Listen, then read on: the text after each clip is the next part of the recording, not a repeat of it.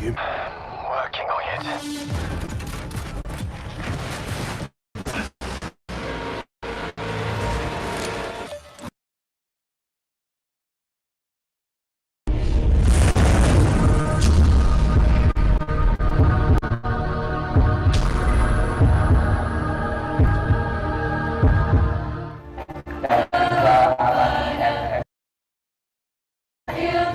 memasuki ruangan aula Asy-Syarqiyah.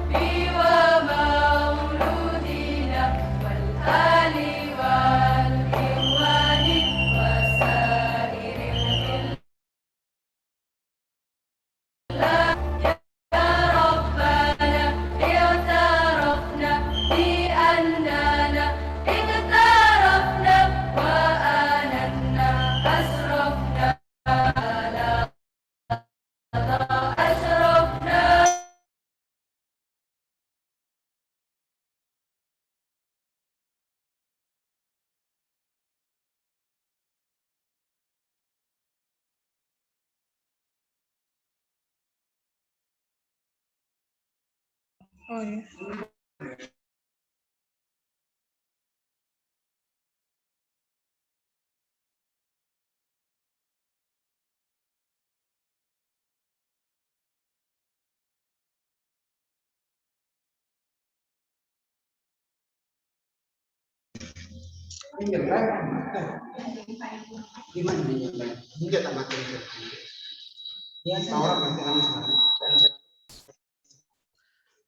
Assalamualaikum warahmatullahi wabarakatuh. Waalaikumsalam. Alhamdulillahirabbil alamin wa bihi nasta'inu ala umuri dunya waddin wassalatu wassalamu ala asrofil anbiya'i wal mursalin sayyidina Muhammadi wa ala alihi wa sahbihi ajma'in amma ba'du. Yang saya hormati dan juga jajaran An-Nuqoyah,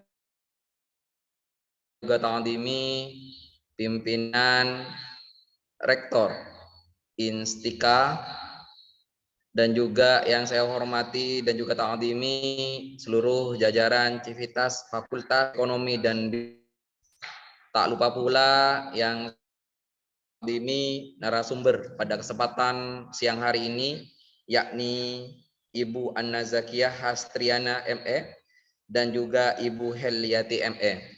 Tak lupa pula seluruh para hadirin yang telah hadir pada kesempatan siang hari ini pada kajian Sabtu sore yang diselenggarakan oleh Fakultas Ekonomi dan Bisnis Islam.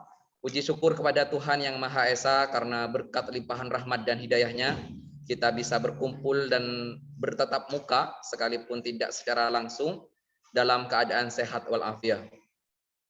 Salawat serta salam tetap tercurah limpahkan kepada kehariban kita Nabi besar Nabi Muhammad SAW yang telah dengan kita arti ketulusan dan tentu dengan spirit pergerakan sehingga kita mampu terangkis dari jurang kenistaan menuju alam terang benderang, yakni dengan adanya Islam wal iman.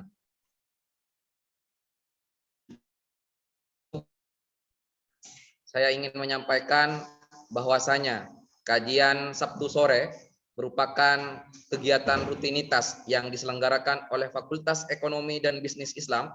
Ini kegiatan di FEBI yang mana dilaksanakan setiap setengah bulan satu kali.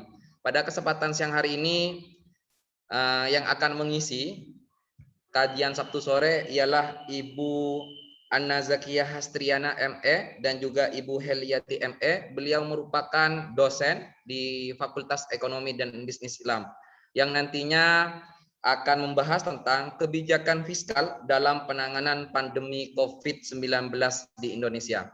Maka dari kemudian kami ingin meminta kesediaannya kepada seluruh peserta untuk tetap fokus dan juga serius dalam mengikuti kegiatan ini.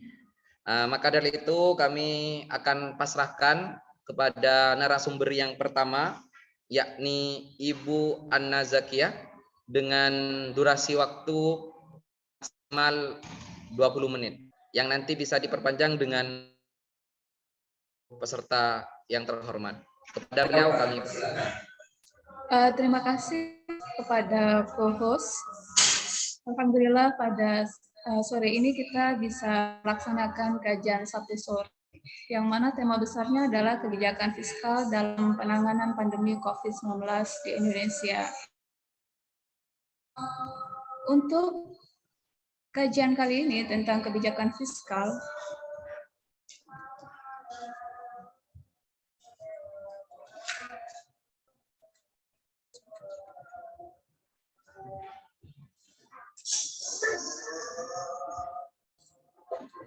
sebentar.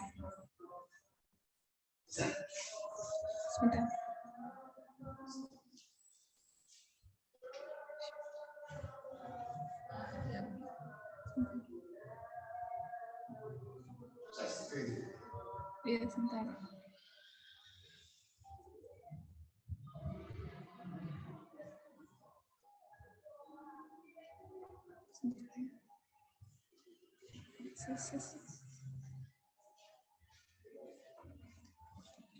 PowerPoint-nya. Cari PowerPoint-nya, Bu.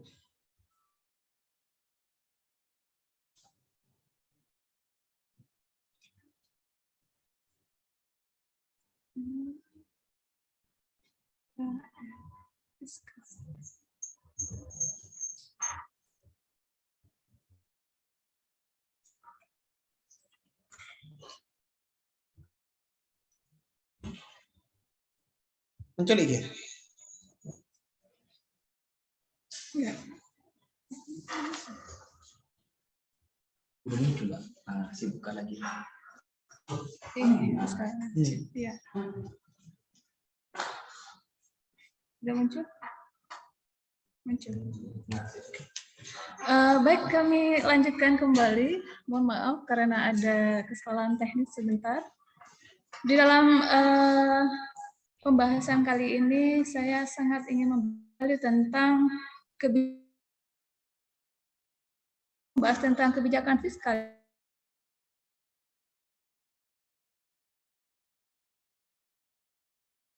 Tentang bagaimana capaian pemerintah dalam pertumbuhan ekonomi, dan kemudian dari capaian pemerintah untuk meningkatkan pertumbuhan ekonomi Indonesia, kita melihat dari kebijakan fiskal yang diterapkan pemerintah Indonesia di pandemi kali ini.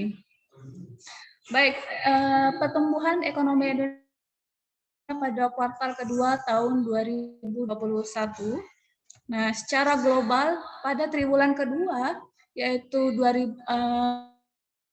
menurut PMI, yaitu Purchasing Managers Index global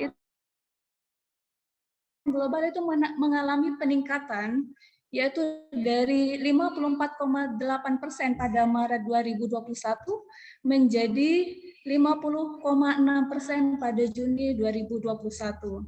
Selain itu juga pada masa ini, terutama pada tahun 2021, harga komoditas makanan dan juga komoditas hasil tambang di pasar internasional pada triwulan kedua tahun 2021 juga mengalami peningkatan yang sangat baik sekali, baik itu secara quarter to quarter maupun year on year.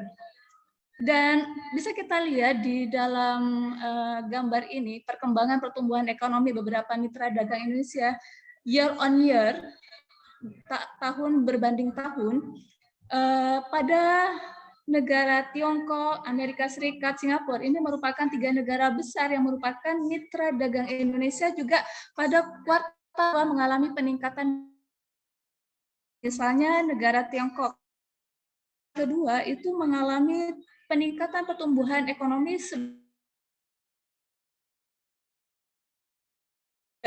meskipun pertama pertumbuhan ekonomi Tiongkok Cina ini lebih besar dibandingkan kuartal kedua, yaitu 18%.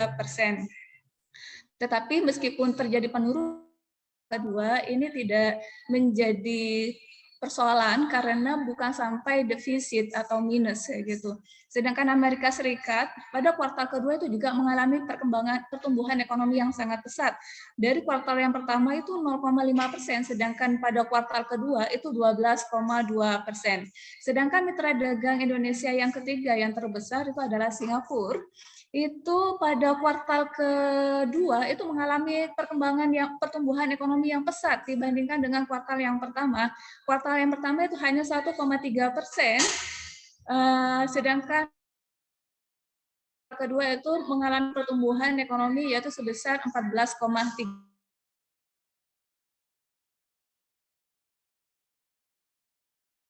Terhadap pertumbuhan ekonomi Indonesia.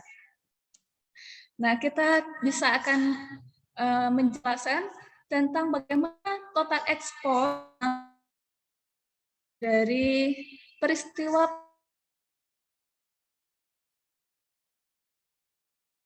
kuartal kedua bagian ekspor, yaitu miliar US dollar, ya. Kemudian ada kuartal ke-1, kuartal pertama pada tahun 2021, dan ada kuartal kedua tahun 2020. Kalau kita melihat antara kuartal 1 dengan kuartal ketiga,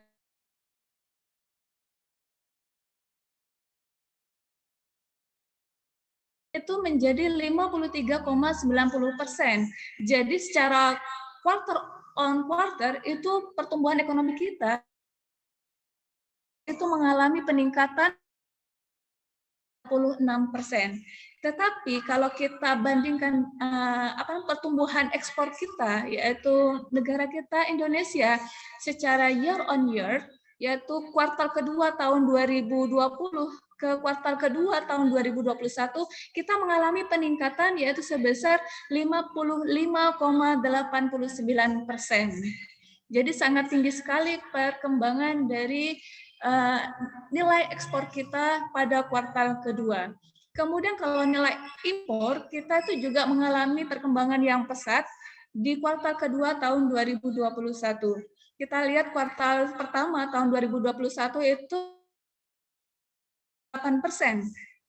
Sedangkan kuartal kedua kita mengalami peningkatan impor yaitu sebesar 47,6%.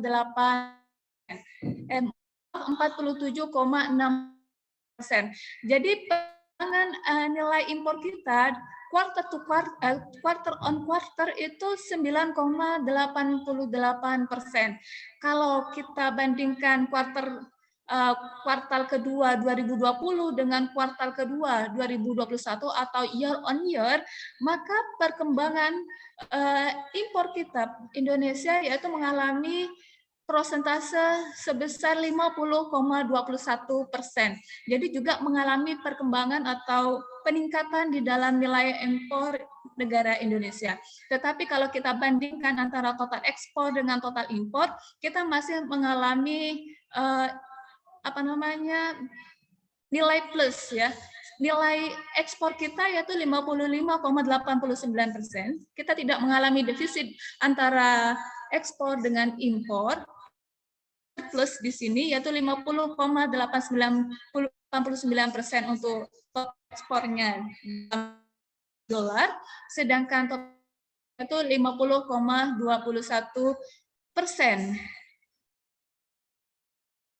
Kemudian kalau kita melihat bagaimana capaian pertumbuhan mobilitas triwulanan di Indonesia ini, maka aktivitas masyarakat pada triwulan kedua tahun 2021 juga kita lihat di sini ada beberapa item, di antaranya adalah groceries dan farmasi. Di bidang groceries dan farmasi kita mengalami peningkatan di kuartal kedua 2021 dibandingkan dengan kuartal pertama dan kuartal-kuartal sebelumnya pada tahun 2020. Dan kita lihat juga di gambar yang pink ini termasuk transit station atau kendaraan gitu ya. Itu juga mengalami peningkatan, yaitu yang awalnya pada kuartal pertama itu minus 29,35% itu naik menjadi minus 19,14%.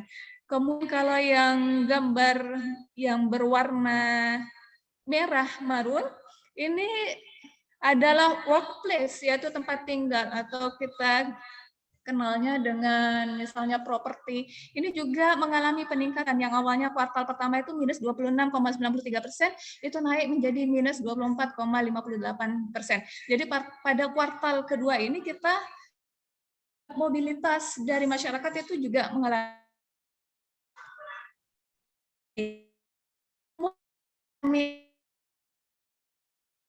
tahun 2021 7%. Kita lihat triwulan kedua tahun 2021 ADHK kita yaitu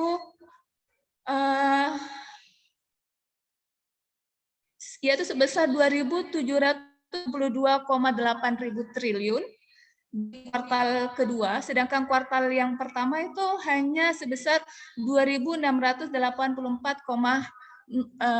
triliun ya, 0 triliun gitu ya. Itu perkembangan pertumbuhan ekonomi kita kalau dari kuartal on quarter itu naik yaitu 3,31%. Kalau kita bandingkan dari tahun ke tahun yaitu year on year, triwulan kedua tahunnya sebesar 1.589 kan pada jelaskan itu mengalami peningkatan sekitar 2.772,8%, sehingga kalau kita bandingkan year on year maka pertumbuhan ekonomi kita itu yaitu sebesar 7,07%, jadi tidak mengalami kontraksi. Kalau kita lihat seperti ini ya, jadi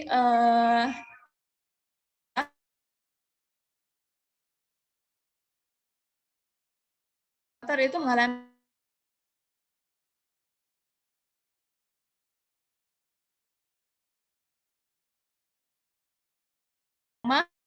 di sini 7,07%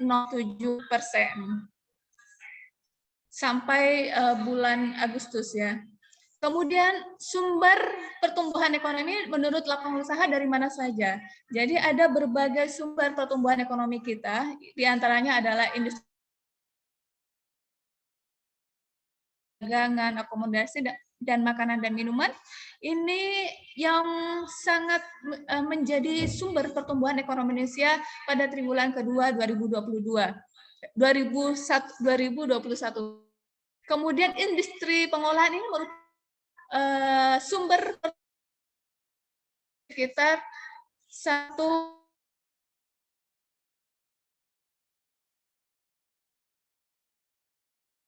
itu sebesar minus 0,29%. Jadi pertumbuhannya sangat meningkat sekali.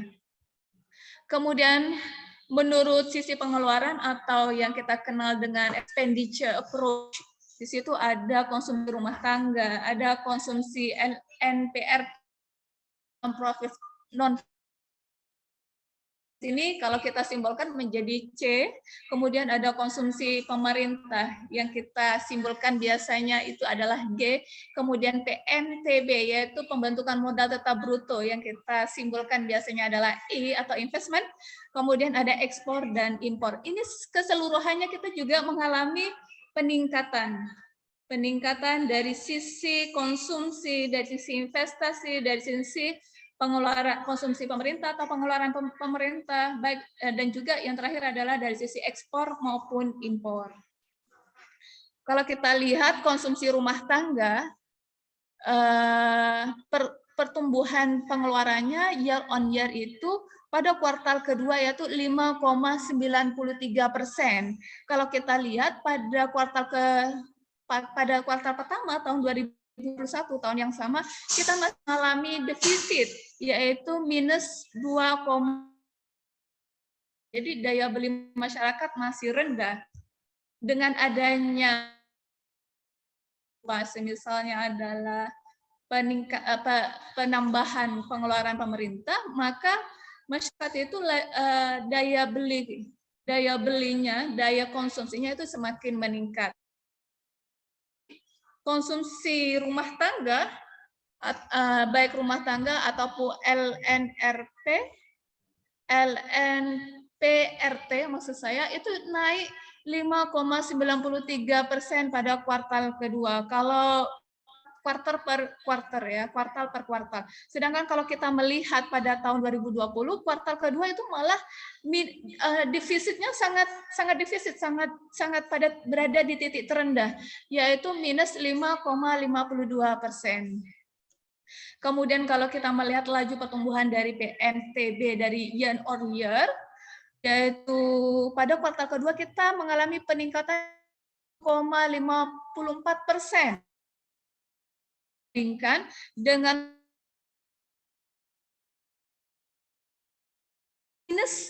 minusnya sangat rendah sekali, defisitnya sangat rendah sekali, yaitu minus 8,61%.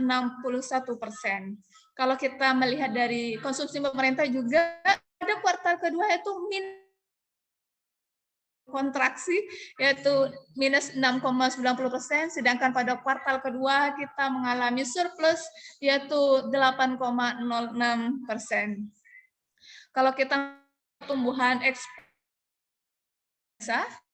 kita juga mengalami peningkatan. Kita lihat pada total ekspornya yang warna biru ini pada kuartal kedua itu 31,78%, sedangkan kuartal yang sama, kuartal kedua pada tahun yang berbeda pada tahun yang sebelumnya, yaitu minus, kita mengalami kontraksi yaitu minus 12,02%. Dan yang paling parahnya itu berada pada ekspor jasa. Pada ekspor jasa kita mengalami kontraksi sampai minus 60,03%. Misalnya, para wisata kita banyak tutup dan lain sebagainya. Yang bagian-bagian dari jasa kita banyak tutup pada kuartal kedua tahun 2022 sehingga kita mengalami defisit pada waktu itu pada tahun 2020 kuartal kedua yaitu sampai minus 60,03%. Kemudian kalau kita melihat laju pertumbuhan impor barang dan jasa kita lihat totalnya kita pertumbuhan yaitu 31,7%. Sedangkan pada kuartal kedua tahun 2020 kita defisit ya, mengalami kontraksi yaitu minus 47,64%.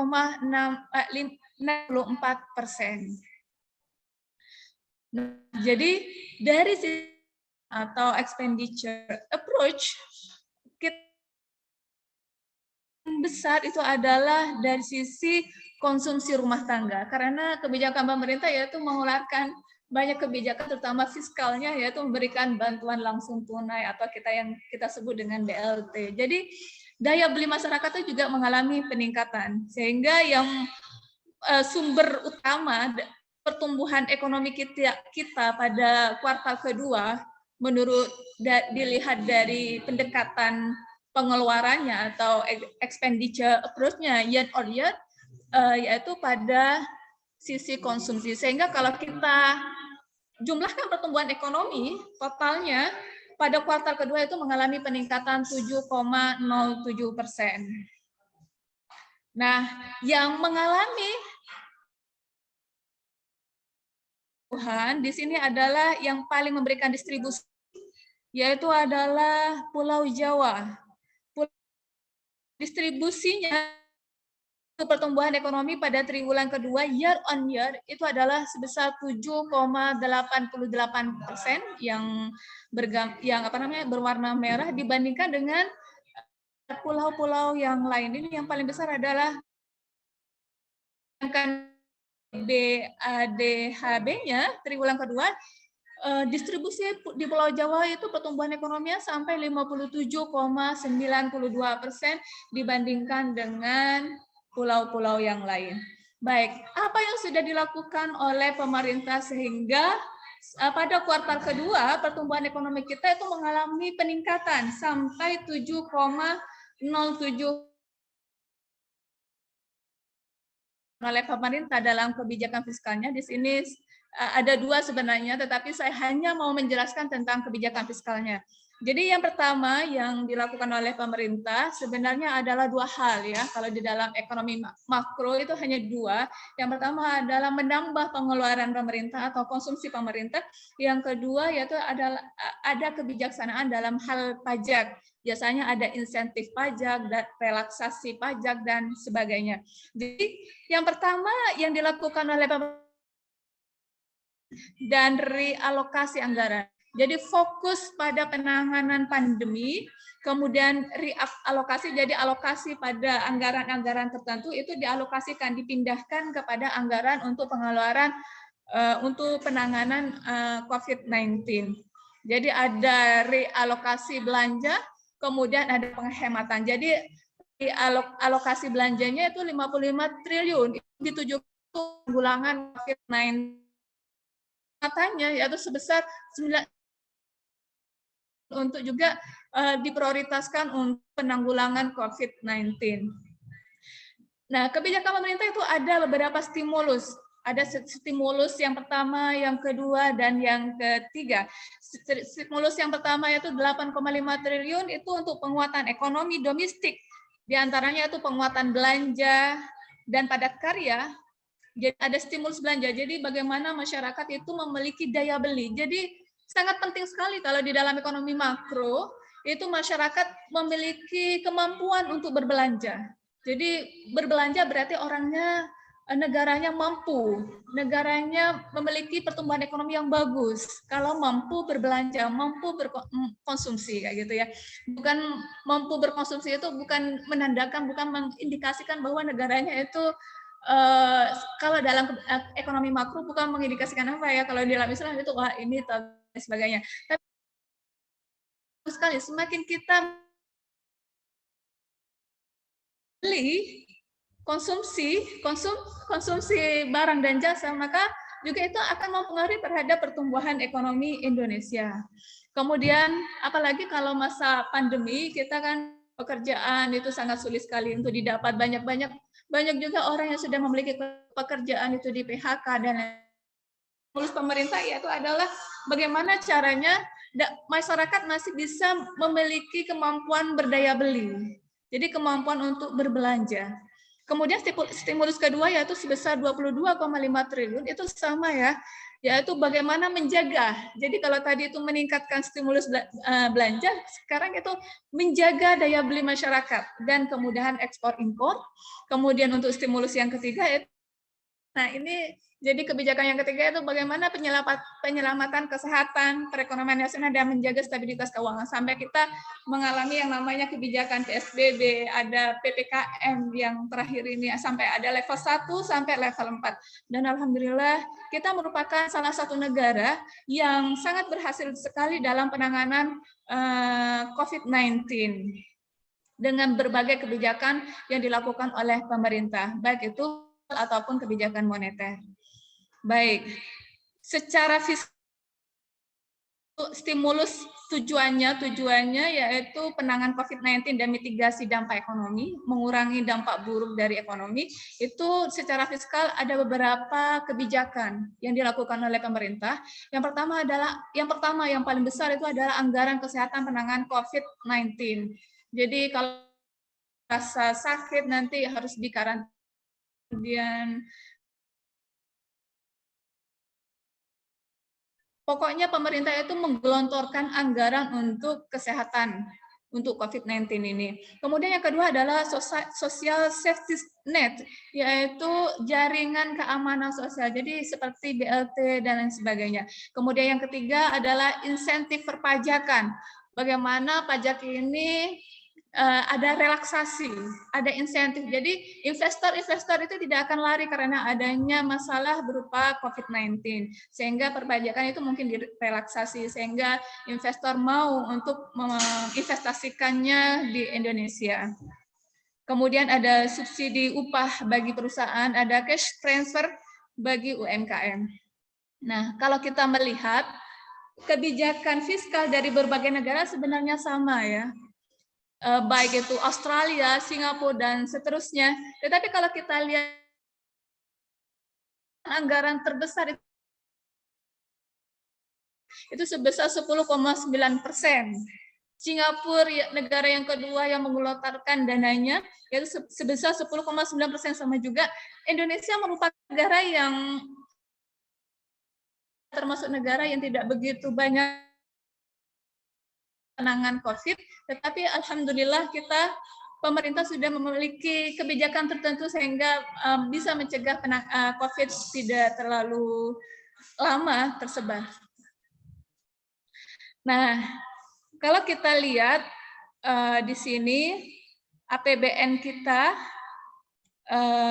mengalami surplus ya, yaitu sebesar 23, sekian persen. Dan keseimbangan primernya itu juga surplus. Jadi kalau melihat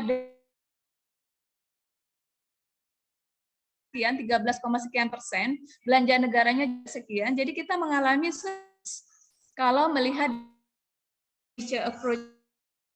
Tapi kalau kita melihat kadang orang bertanya, wah utang kita banyak untuk penanganan COVID. Saya akui memang iya, tetapi kalau kita melihat bagaimana sih posisi utang kita terhadap PDB, yaitu hanya di sini 37,5%.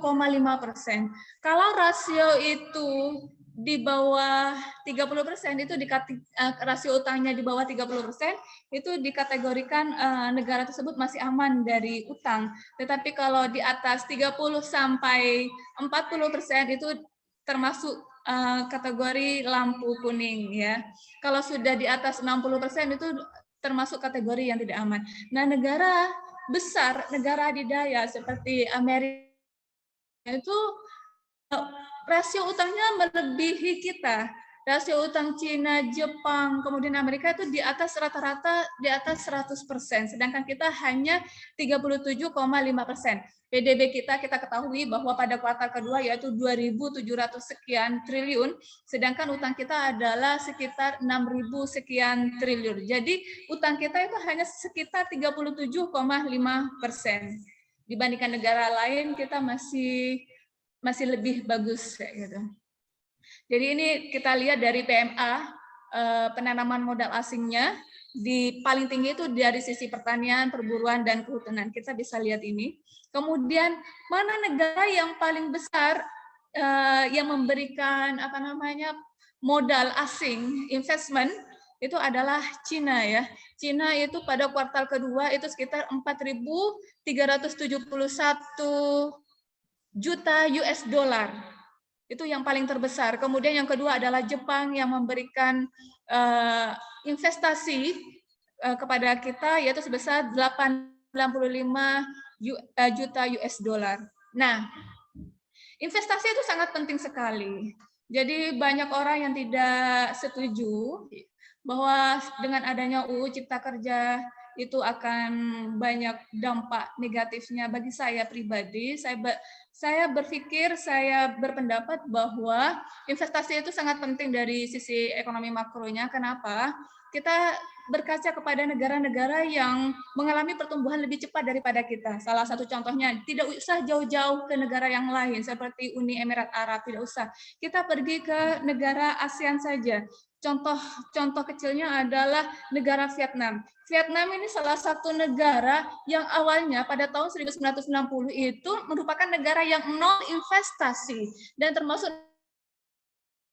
ini negara Vietnam itu pertumbuhan ekonominya itu sangat cepat melesat dibandingkan Indonesia. Apa sebabnya? Sebabnya bukan karena sumber daya alamnya, bukan. Karena adanya yang pertama yaitu ada regulasi pemerintah dalam investasi, kemudahan investasi. Yang kedua ada sumber daya manusianya itu semakin meningkat dan lain sebagainya. Jadi investasi sangat penting sekali. Seperti Uni Emirat Arab yang kita kenal itu misalnya salah satu kotanya yang menjadi destinasi pariwisata yaitu kota Dubai, itu sumber daya alamnya hanya menyumbangkan 1%, yaitu minyak. Tetapi 99% itu yang menyumbangkan terhadap pertumbuhan ekonominya adalah investasi. Jadi kalau kita lihat, kita runut, kalau di gambar ini, investasi itu sangat mempengaruhi terhadap pertumbuhan ekonomi. Investasi juga dapat meningkatkan penyerapan tenaga kerja. Pertumbuhan ekonomi dapat meningkatkan penyerapan tenaga kerja, dan dua variabel ini juga akan meningkatkan kesejahteraan masyarakat. Jadi sangat penting sekali investasi. Kemudian kalau kita lihat di sini, neraca perdagangan kita, neraca perdagangan kita pada kuartal kedua itu juga pada bulan Juli itu mengalami peningkatan ya, sangat surplus sekali, yaitu sekitar hampir 5 miliar US dollar. Nah, bagaimana dengan ini yang terakhir ya? Bagaimana dengan kebijakan fiskal secara Islam?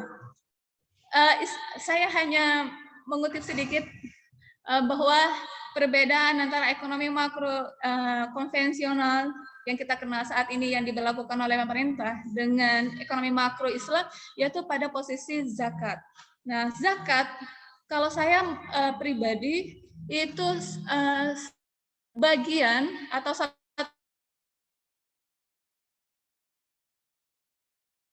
ya sangat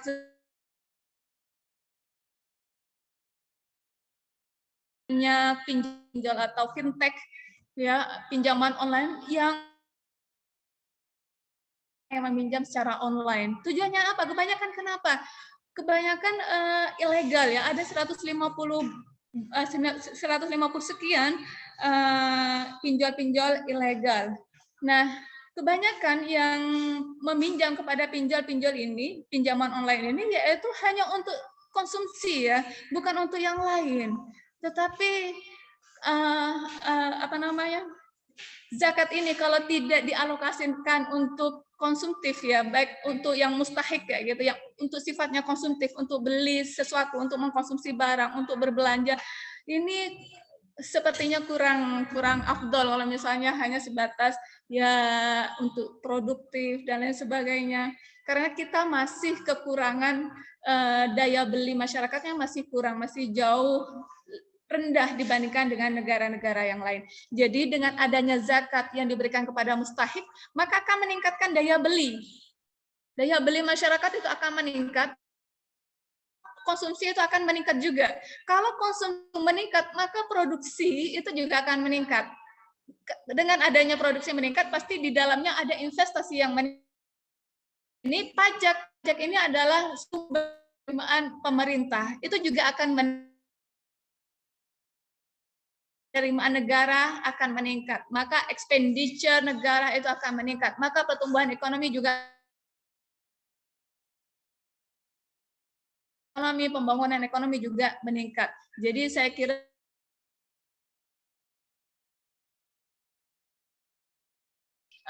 saat ini hanya menyerahkan kepada lembaga-lembaga tertentu untuk zakat dari masyarakat. Apalagi di sini zakat tidak hanya dikumpulkan ke Basnas saja, tetapi banyak lembaga-lembaga filantropi yang juga mengumpulkan zakat dari masyarakat. Sehingga zakat ya sifatnya adalah untuk orang tertentu saja, yaitu khususnya orang Muslim, dan sifatnya kebanyakan yang saya lihat itu seperti di Basnas, yaitu pengeluarannya hanya untuk sosial, walaupun ekonominya itu ada persentasenya, walaupun tidak sebesar untuk pengeluaran sosial. Demikian penjelasan saya tentang kebijakan fiskal ekonomi Indonesia pada masa. Oke, terima kasih kembali Ibu Ana Zakia yang telah menyampaikan tentang kebijakan fiskal di masa pandemi COVID-19 di Indonesia. Tentunya teman-teman sudah begitu paham akan pertanyaan nantinya. Karena untuk narasumber yang kedua, kita akan segera melangsungkan, yakni akan disampaikan oleh Ibu Heliati. Dengan durasi waktu maksimal 20 menit. Kepada beliau kami persilahkan.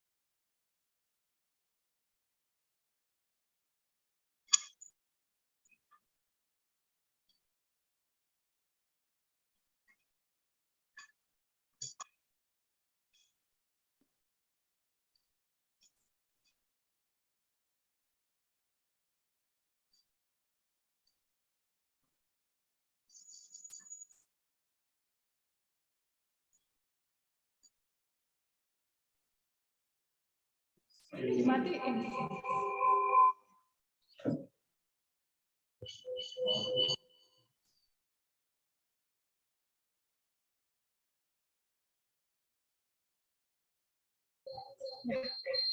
Ya.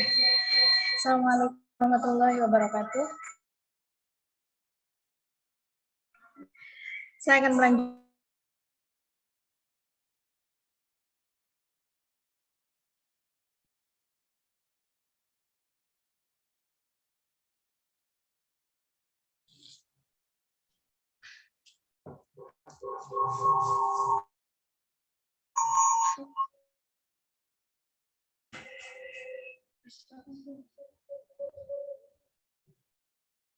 Bisa jadi buka dulu. Iya, di sini. Tapi di sini nggak muncul, jadi nggak bisa dibuka.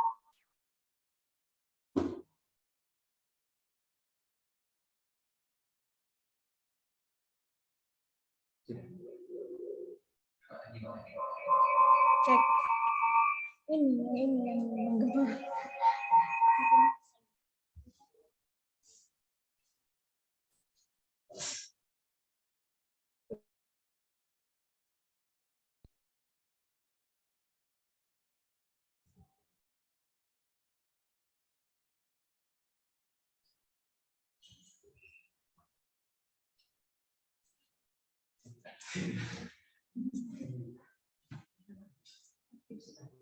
Dek, PPT-nya.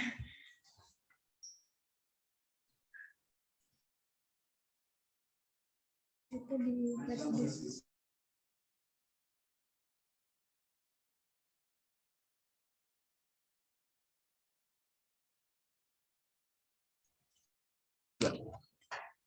Iya, tampil.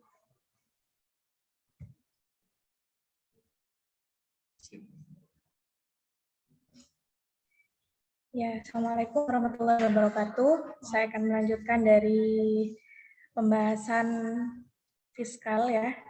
Cuman saya lebih bagaimana potensi zakat. Karena tadi di akhir Bu Kiki sempat menyinggung tentang zakat ya. Jadi saya akan lebih memperdalam bagaimana sih potensi zakat untuk memperkuat kebijakan fiskal. Nah, di sini kita flashback dulu ya. Pada dasarnya gitu ya, ekonomi Islam ini memang sudah ada sejak masa Rasulullah. Bahkan kebijakan fiskal pun sudah pernah diterapkan ketika beliau menjadi pemimpin. Nah, di sini saya akan sedikit menguraikan tentang keberhasilan sahabat Khalifah Umar bin Khattab, di mana beliau gitu ya, pada masa pemerintahannya, beliau membangun ya pada tahun 16 Hijriah itu membangun Baitul Mal yang saat di Madinah gitu ya. Di sini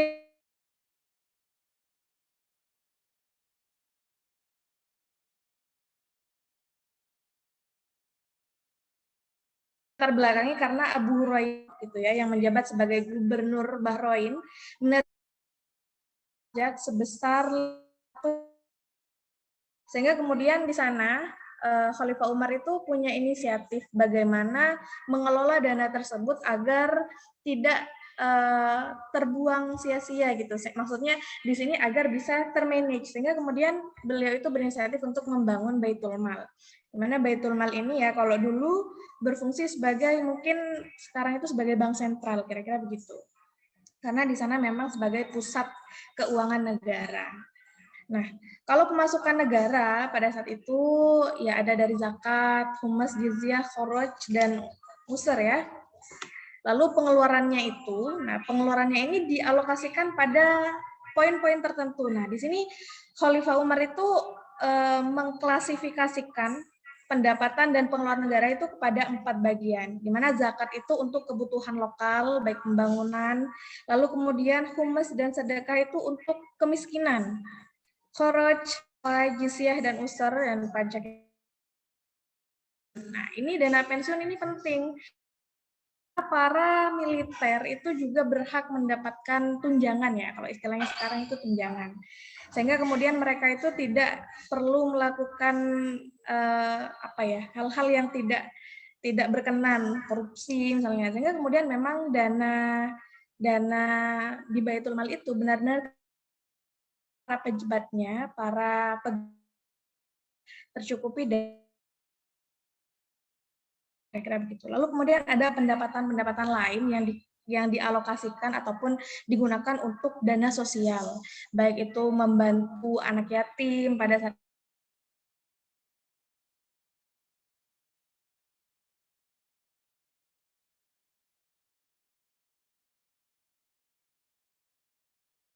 itu agar masyarakat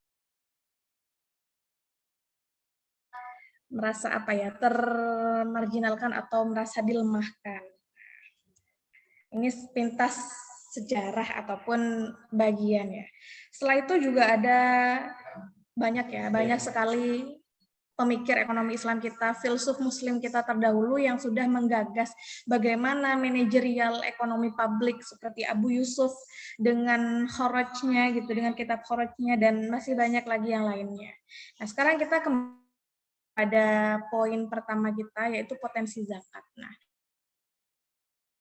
gitu ya, potensi zakat Indonesia tahun 2020 gitu ya. Dari data di sini persentasenya luar biasa. Persentase zakat kita sampai 327, di mana zakat perusahaan yaitu sebesar 144,5 triliun. Namun di sini gitu ya, realisasinya pada tahun 2020 ini masih hanya mencapai 21,7% atau sekitar 71,4 triliun. Nah, jadi dari dana zakat ini gitu ya, sebenarnya kita punya banyak kesempatan untuk memperbaiki kesenjangan-kesenjangan ekonomi yang terjadi di Indonesia, khususnya terutama untuk menanggulangi kemiskinan gitu ya. Nah, di sini 61,2 triliun dana zakat ini masih dari non-OPZ, artinya ini masih dikelola oleh bukan lembaga zakat yang resmi ya, dan 10,2 triliun itu masuk pada. Nah, jadi di sini himbauan gitu ya, bagaimana untuk mengelola zakat baik gitu ya. Ini atau bisa lebih percaya tentunya dengan Basnas ya, selaku Badan Zakat Nasional. Nah, selanjutnya di sini kita melihat seberapa signifikan peran zakat di tengah. Nah, kita bagi menjadi 3 sektor. Yang pertama sektor ekonomi. Nah, jadi sektor ekonomi gitu ya. Zakat ini bisa memberdayakan mustahik baru akibat pelemahan ekonomi yang disebabkan pandemi COVID. Banyak ya gitu ya, banyak yang mengalami efek luar biasa, bukan hanya di bidang kesehatan, tapi ekonomi juga menjadi korban pandemi COVID. Banyak yang di PHK, banyak orang yang kehilangan pekerjaannya, dan mereka butuh gitu ya untuk daya ini. Yang sektor kedua itu sektor pendidikan, sosial, dan kemanusiaan. Nah, di sini yang pertama itu untuk penanggulangan dan pencegahan COVID berupa edukasi dan kampanye ya. Jadi lembaga zakat ini memberikan edukasi bagaimana gitu ya agar masyarakat gitu ya, masyarakat ini mau gitu ya, mau untuk menjaga kesehatan. Artinya apalagi sekarang ya lagi marak-maraknya vaksin dan lain sebagainya, banyak kan masyarakat yang masih parno dan masih takut. Nah, di sini pemerintah ataupun Basnas juga punya punya cara gitu ya, bagaimana mengedukasi masyarakat agar kita bisa sama-sama sadar.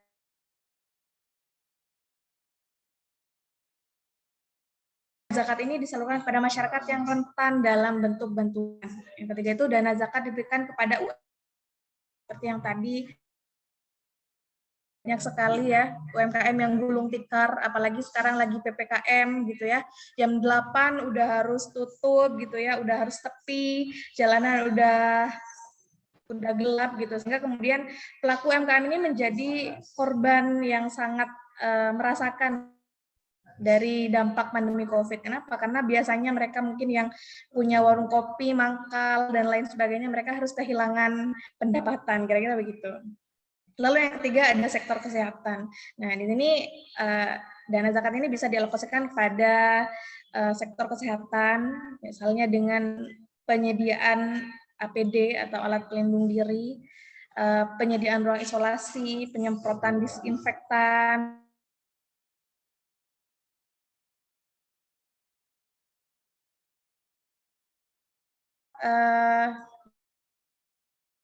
alhamdulillah gitu ya, sudah banyak sekali instalasi cuci tangan. Isian zakat Basnas gitu ya. Yang pertama, kalau tadi Bu Kiki lebih setuju zakat itu untuk konsumtif ya. Nah, tapi di sini Basnas punya strategi tersendiri. Jadi alokasi atau distribusi dana zakat itu dipilah menjadi 4 bagian. Kan bisa melalui beasiswa Basnas, sehingga kemudian orang-orang yang semula tidak mampu sekolah bisa juga menikmati pendidikan. Ada mungkin ada bedah madrasah. Ini sektor pendidikan. Yang kedua itu sektor kesehatan, rumah sehat Basnas, ada mobile medis, di mana Basnas ini tanggap bencana. Jadi ketika ada bencana, di situ Basnas mengalokasikan dana zakat gitu ya kira-kira untuk menanggulangi bencana. Sehingga di sini bisa meringankan lah kira-kira begitu. Lalu yang kedua ada pemberdayaan UMKM. Yang ketiga, yang keempat di sektor dakwah. Nah, sektor dakwah yang seperti saya sampaikan tadi, ini adalah sosialisasi begitu ya, kesadaran wajib zakat. Terus ini yang sekarang lagi dipelopori oleh Presiden, ada gerakan cinta zakat. Nah, jadi kita dihimbau bagaimana kita benar-benar bisa gitu ya mengeluarkan zakat sesuai dengan porsinya, kira-kira begitu. Oke. Di sini bagaimana gitu ya sinergi zakat itu sendiri. Nah, jadi sebenarnya dialokasikan dan bisa terkumpulkan dengan maksimal gitu ya. Zakat itu sendiri bisa meredam kira-kira dampak multidimensi yang disebabkan oleh COVID-19 itu sendiri. Lalu yang kedua, zakat itu bisa menjadi pilar moderasi kesenjangan sosial. Jadi yang semula kesenjangan sosial ini dana dari APBN gitu ya, ini bisa mengurangi, bisa berperan untuk meminimalisir kira-kira pengeluaran negara gitu ya, pengeluaran negara yang dimana bisa diambilkan dari dana zakat. Nah, jadi saat zakat disinergikan dan terintegrasi pada kebijakan fiskal, maka sangat besar sekali ya manfaatnya. Yang pertama bisa perluasan basis muzaki dan wajib pajak tentunya melalui koordinasi yang baik. Sehingga di sini orang-orang yang wajib zakat itu bisa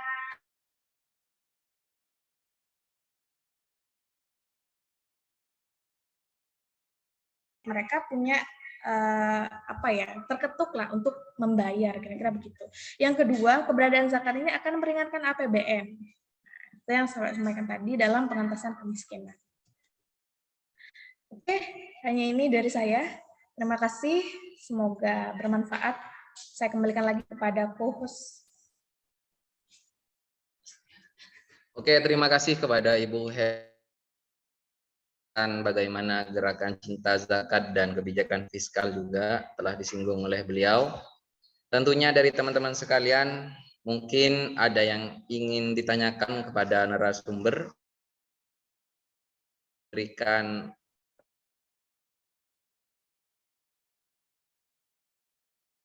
suara atau videonya. Mari, jika ada yang ingin bertanya.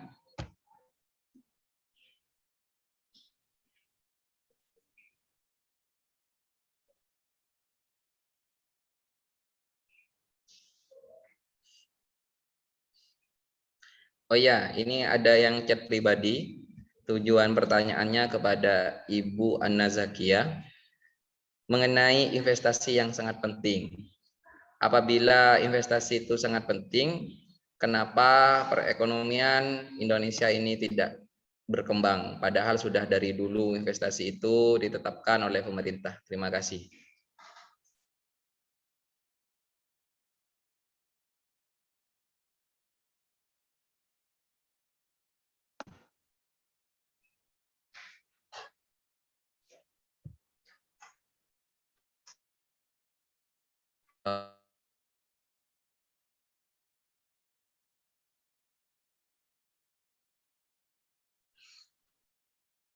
Iya,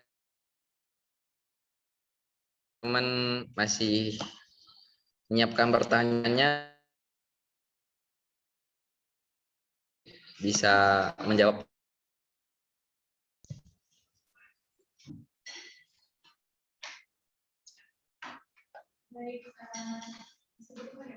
Iya, langsung. Hidup. Belum di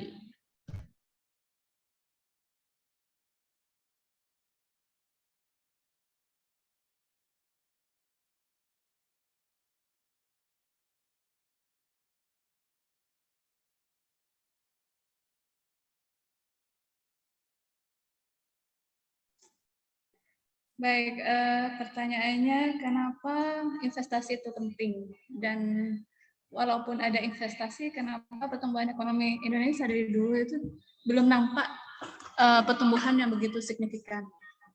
Baik, investasi itu merupakan salah satu variabel yang sangat penting dalam ekonomi, apalagi yang berasal dari FDI ya, yaitu Foreign Direct Investment. Jadi investasi secara langsung, misalnya seperti sekarang ya, kita sudah bekerja sama dengan beberapa perusahaan dari luar negeri seperti Amazon, sehingga Amazon mau berinvestasi di Indonesia dan mau mendirikan bisnisnya di Indonesia, sehingga dari sisi ekonomi, yang pertama dapat menyerap tenaga kerja dari Indonesia, yang kedua juga mengurangi biaya sehingga tidak ada biaya impor. Nah, kenapa demikian?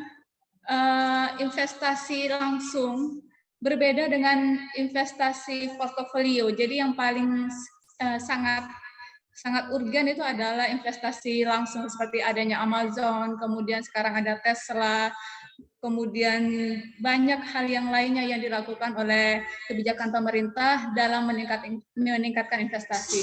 Kenapa pertumbuhan ekonomi dari dulu Indonesia masih begitu stagnan, tidak melaju dengan cepat?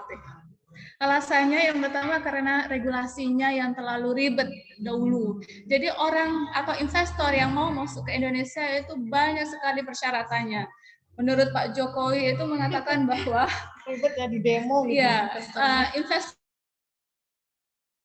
di Indonesia itu banyak sekali pintu-pintu yang harus dimasuki. Ada berbagai banyak regulasi yang harus disepakati. Sehingga kata beliau ada beberapa, kalau tidak salah 100 perjanjian dan sebagainya untuk investasi bisa masuk ke Indonesia. Nah, sehingga Pak Jokowi pada tahun 2020 walaupun di demo oleh mahasiswa itu tetap gigih untuk disahkannya undang-undang tentang cipta kerja. Tujuannya apa? Yaitu untuk memudahkan regulasi bagi investor untuk masuk ke Indonesia.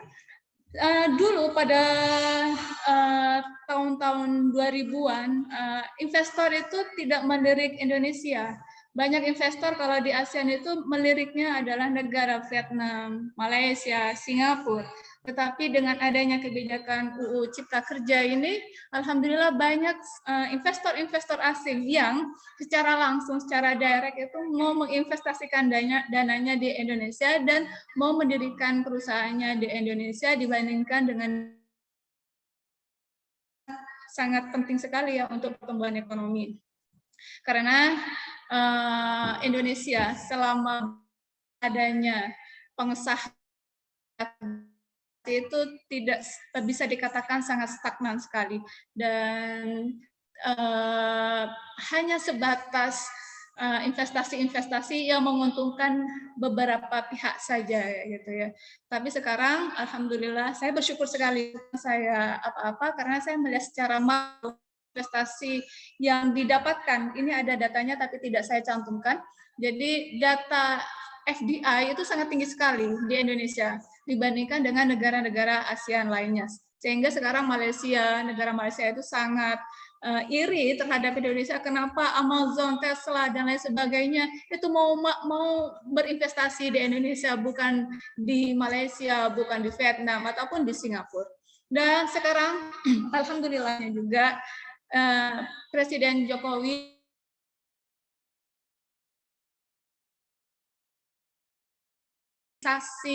industri. Jadi industri itu barang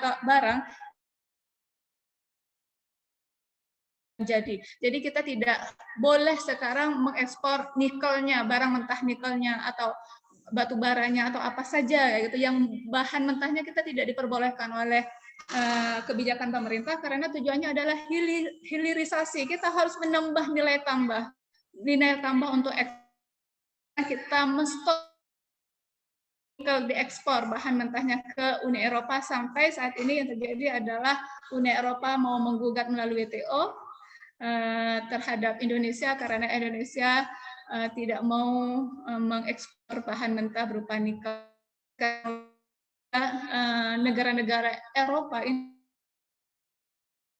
energi. Dan bahan mentahnya itu ada di Indonesia, yaitu batu bara. Apa krisis energinya? Yaitu untuk kelistrikan. Sekarang banyak negara yang hampir harus menghemat listriknya dikarenakan bahan mentahnya itu tidak diekspor oleh Indonesia ya. Diminimalisir oleh pemerintah untuk mengekspor bahan-bahan mentah. Rencana strategi dari pemerintah adalah kita harus mengekspor nilai tambah sehingga pertumbuhan ekonomi kita akan melejit dibandingkan dengan negara-negara yang kebijakan pemerintah itu kita harus menjadi negara keempat terbesar di dunia selain Amerika, Cina, dan India. Jadi kita harus menjadi negara keempatnya dengan adanya investasi. Mungkin itu jawabannya. Oke, terima kasih Ibu. Mungkin itu jawaban kepada seluruh teman-teman yang bertanya. Chat yang bertanya dari Rohman.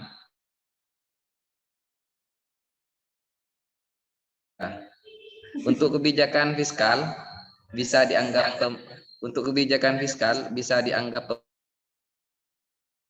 kajian rasio utang Indonesia dengan PDB. Apakah masih aman? Terima kasih. Sama-sama. Baik, saya jawab ya Pak ya. Jadi rasio utang kita, saya sekali lagi ingin menjelaskan bahwa rasio utang kita untuk kuartal kedua tahun 2021 itu sekitar 37, sekian persen. Jadi masih kalau dikatakan atau dikategorikan aman, tidak kayak gitu ya. Kalau dikategorikan itu sudah lampu merah juga tidak. Kita termasuk salah satu negara yang bisa memanage utangnya dengan baik karena untuk dialokasikan kepada hal-hal yang sifat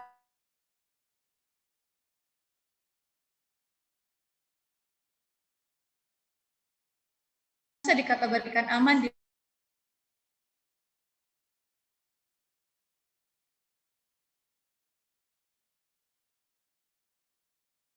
persen utangnya, lebih dari 100% utangnya, rasio utangnya. Sedangkan kita masih 37 sekian persen gitu ya dari PDB. Menurut saya pribadi masih karena banyak sebenarnya utang itu untuk penanganan COVID. Tidak dipungkiri ya, jangan memungkiri bahwa utang pemerintah itu sebenarnya adalah untuk penanganan COVID. Dan alhamdulillah penanganan COVID ini dapat terlaksana dengan baik. Mungkin nanti akan dialihkan ke investasi dan sebagainya sehingga pertumbuhan ekonomi kita akan semakin meningkat. Seperti saat ini, kuartal kedua kita sudah mengalami peningkatan ekonomi, pertumbuhan ekonominya yaitu 2,07%. Harus kita syukuri itu. Terima kasih. Oke, terima kasih kepada Ibu Ana Zakia. Mungkin ada tambahan dari Ibu Heliati? Oke, sudah cukup. Dari teman-teman sekalian, ada yang ingin ditanyakan lagi sebelum kita mengakhiri sesi kajian Sabtu sore pada kesempatan sore hari ini? Oke, jika seandainya teman-teman sudah tidak ada yang ingin bertanya, maka untuk sesi yang terakhir adalah yakni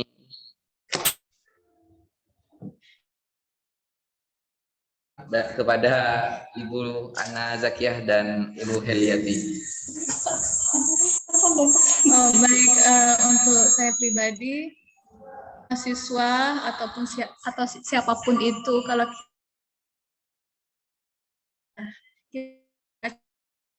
kita tidak boleh mengkritisi pemerintah hanya sosial yang tidak tahu kebenarannya.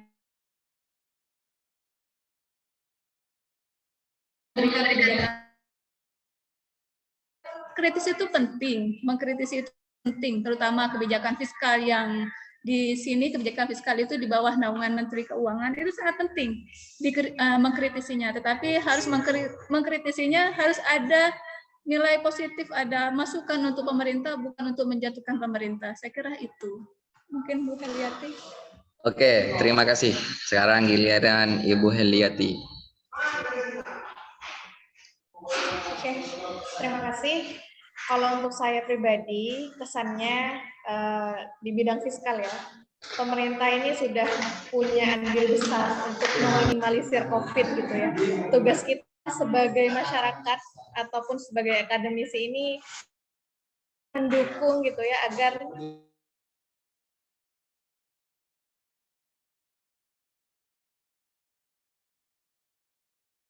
sukses Febri Instika. Amin, amin. Semoga sukses selalu untuk Febri Instika. Oke, mungkin itu saja pertemuan kita pada kesempatan sore hari ini. Saya sebagai Febri Instika kepada seluruh teman-teman yang tetap istiqomah sampai akhir mengikuti kajian Sabtu sore pada kesempatan sore hari ini. Apabila terdapat banyak kekeliruan, tutur kata ataupun tingkah laku yang kurang sopan, saya pribadi maaf kepada seluruh teman sekalian. Akhirnya dari saya, wallahul muwaffiq ila aqwamit thoriq. Wassalamualaikum warahmatullahi wabarakatuh.